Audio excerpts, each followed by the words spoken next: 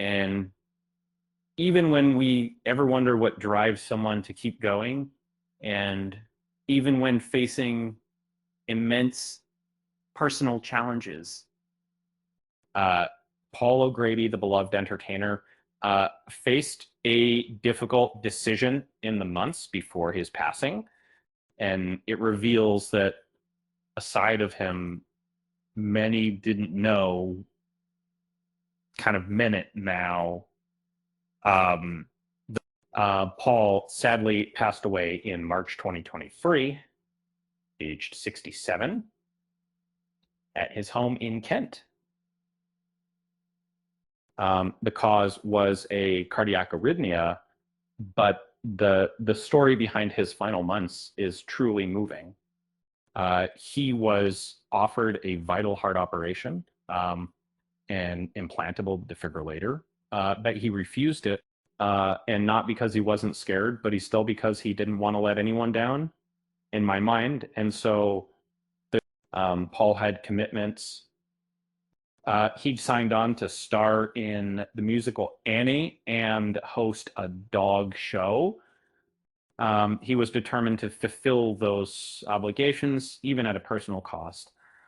And close friend and producer Malcolm Prince shares in his upcoming book that Paul didn't want to be sidelined by recovery.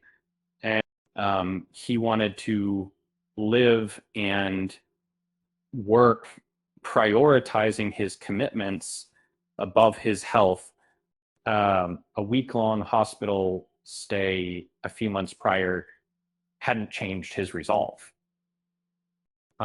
He texted his daughter Sharon to let her know he wouldn't be getting the defibrillator.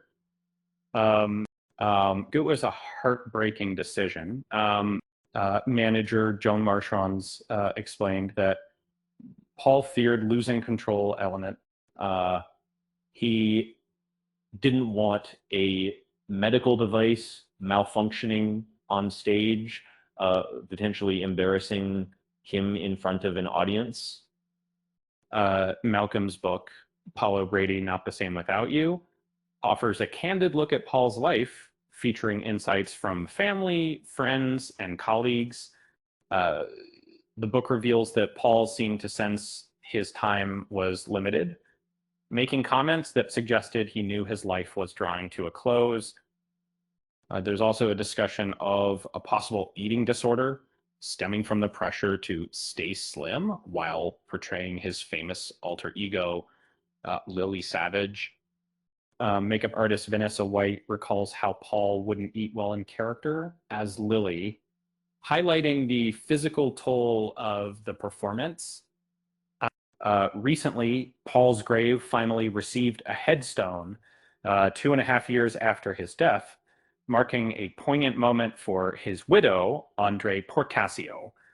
For 2 years, the grave was simply marked with wooden crosses and ornaments. The headstone's installation followed a lengthy application process. The dark gray headstone bears Paul's name, as well as that of his long-term partner, Brandon Murphy, who passed away in 2005. A figurine of Paul's beloved dog, Buster, is also featured, along with a quote from philosopher Michel de Montaigne: "The greatest thing in the world is to know how to be one's own self." Andre shared photos of the headstone on Paul's Instagram, expressing her gratitude and acknowledging the completion of his final resting place. It's a beautiful tribute to a man who always prioritized others, even when facing his own mortality. It seems Paul always lived by the mantra that the show must go on. Speaking of shows, did you hear about the comedian who refused to tell a joke about defibrillators? He said, "It wasn't a heartwarming topic."